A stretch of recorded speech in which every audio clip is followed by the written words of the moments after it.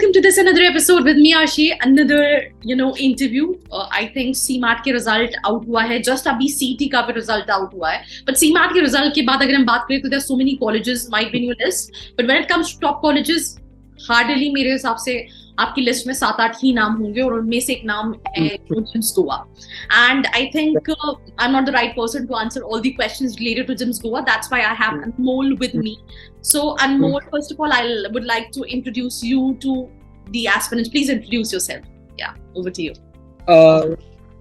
So I'm a second year student at GIM Goa. So when I joined, so my profile is a general non-engineer main. So I had a score of, my rank was 4996 out of 52,000 candidates. My past records, my 10th score was 88%, 12 was 95.2%, and my grad score was 6.8 CGPA out of 7. After my BCom, I completed my LLB, MCom and MA. After which I worked with Edelweiss and Reliance Securities. So I have a combined work experience of 16 months before joining GIM. Okay. So, I think you mentioned that you did after your, BCom, LLB and then MA, Yeah. but that was into distance mode if I'm not wrong. Yeah. So MA and MCom was through this. Yeah. Through distance mode. So, I think अभी जो students से CMAT 2023 का exam दिया, what do you feel? What should be the, student have percentile also this year, right? NTA ने percentile भी दिया है और rank भी दी है. तो आपके हिसाब से, अगर हम core की भी बात करें या big data analytics की भी बात करें, because everybody is there in the campus with you, so you have more idea. What is the safe percentile to get a call, and what is the safe percentile to convert Jims Goa? So last year तक GIM core में जितना मुझे idea ये scene था कि अगर आपका rank below 500 है तब आपको GIM core से कॉल आ जाएगा. और GIM बिग डेटा का प्रोफाइल बेस्ड कॉल था. तो वो लोग पूरा कॉम्प्रिहेंसिव सिलेक्शन प्रोसेस था उसमें. पर उसमें भी अगर आपका 90 प्लस है तो सेफ है. अगर आपका प्रोफाइल डिसेंट है, 888 या 877 या 8 प्लस के रेंज में आपका स्कोर्स है 10-12 ग्रेड में, तो आप गुड टू गो आपका कॉल आने के लिए. Okay. तो moving to my next question, let's say मेरा 500 के अंदर रैंक है, मुझे कोड के लिए कॉल आ गया, मेरा लेट्स से 90 प्लस परसेंटाइल है, मुझे किसी भी प्रोग्राम के लिए कॉल आ गया. Now what next? Do they have GD, do they have pi और जस्ट पीआई? तो क्या प्रोसेस क्या होता है? सो मेरा अचीवर्स राउंड के थ्रू कॉल आया था. Okay. तो मेरा इंटरव्यू रेगुलर राउंड से पहले हो चुका था. Okay. तो मेरे प्रोसेस में सबसे पहला राउंड हम लोग का AWT एनालिटिकल राइटिंग टेस्ट, उसके बाद हम लोग का था ग्रुप डिस्कशन और उसके बाद था हम लोग का पर्सनल इंटरव्यू के 2 राउंड्स. ओके. तो यूजुअल यही प्रोसेस है.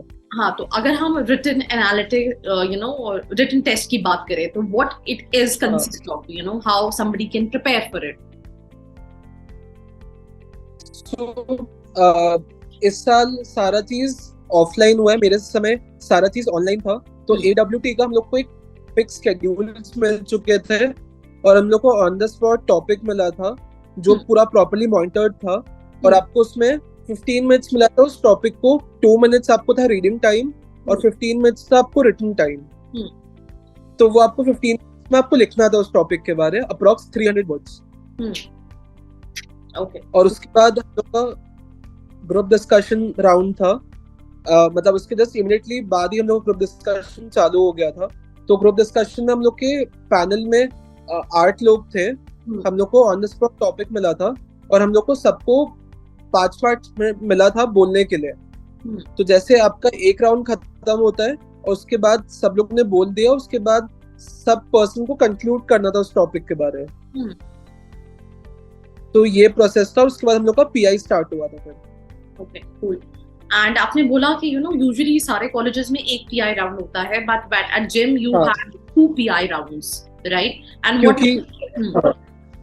क्योंकि हम लोग का अचीवर्स के थ्रू था तो हम लोग के राउंड्स ऑफ इंटरव्यू ज्यादा थे. ओके. क्योंकि अचीवर्स के थ्रू आपका कट ऑफ कम था और आपका स्कॉलरशिप भी था. ओके.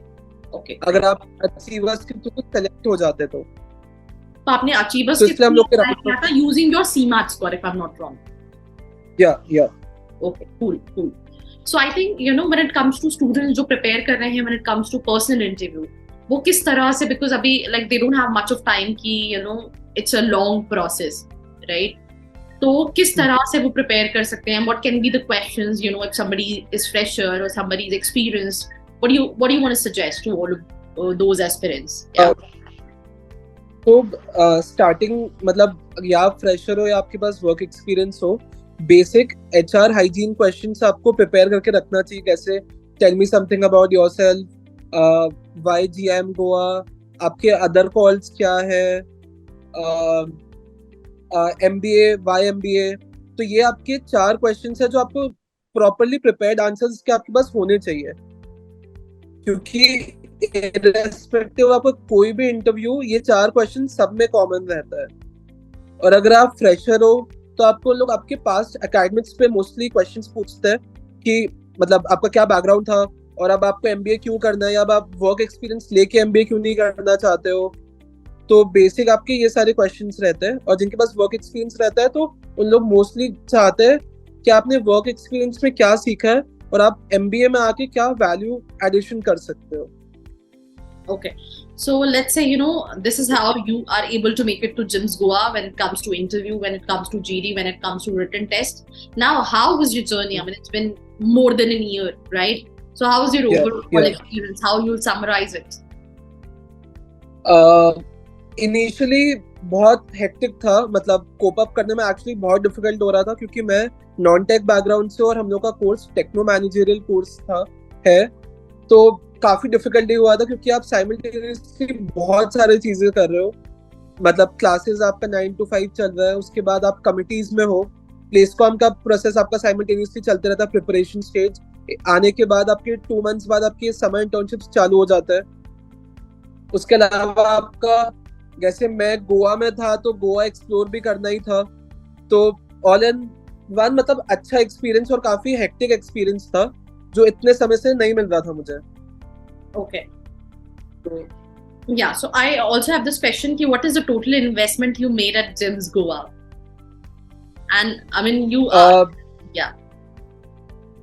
Approximately सारे expenses मिला के 22 lakhs with fees and hostel. So you got any scholarship or you No, selection नहीं हुआ था achievers round में. Okay. So 22 lakh ka investment, right? GIMS Goa, I mean, which is not nearby beach, right? Also, what do you think? Is it worth investing this 22 lakh rupees, for GIMS Goa? मेरे हिसाब से opportunities आपके पास college में बहुत है. मतलब अगर आप टॉप 25, टॉप 50 परसेंटाइल में हो कॉलेज में, तो आप genuinely at par with tier 1 या अपर टियर 2 कॉलेजेस का प्लेसमेंट निकाल सकते हो. तो आप उस थॉट प्रोसेस से करो, और आपको उस साल एमबीए करना ही है और आप ड्रॉप नहीं ले सकते हो, तो GIM is a good college to be in. Okay. And also बहुत सारे स्टूडेंट्स का ये थॉट प्रोसेस होता है, जब हम टॉप 25% की बात करें तो स्पेशली, तो टॉप 25% स्टूडेंट्स कहीं ना कहीं वो होते हैं जिनके पास कहीं ना कहीं एक्सपीरियंस होता है. That is the thought process what specially freshers do have. So what do you want to say on that? मुझे मेरे साल में लगा कि फ्रेशर्स थोड़े ज्यादा एज में है ओवर की पीपल जिनके पास 2 या 3 years से ज्यादा वर्क एक्सपीरियंस है. तो मुझे लगता है या आप फ्रेशर हो या तो आप 1 to 2 years के वर्क एक्सपीरियंस के बैंडविड्थ में हो, तो आपका मतलब अच्छा लग जाएगा बहुत.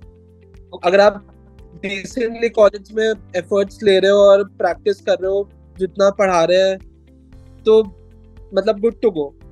Okay. And also, what do you think, I mean, how's college life? I mean, apart from the curriculum, I mean, how's life at GIMS? तो बेसिकली जीएम में ये बोलते हैं कि मतलब you never sleep in GIM because 24/7 आपका कुछ ना कुछ हो रहा है. तो ऑल ईयर एक्टिविटीज पहले से प्लान रहता है. हम लोग के ऑलमोस्ट 15 क्लब्स और कमिटीज है, तो हर महीना कोई ना कोई क्लब के एक्टिविटीज और फंक्शन चलते रहते हैं. प्लस आपके टर्म पार्टीज होते रहते हैं हर 2-3 months में एक बार. तो मतलब दिवाली पार्टी, होली पार्टी, तो मतलब बहुत सारे पार्टीज होते रहते हैं, तो लोग पूरा इंश्योर करते हैं कि आपको कभी वो फीलिंग नहीं आए कि आप घर से बाहर हो, आप प्रॉपर्ली सेलिब्रेट नहीं कर पा रहे हो.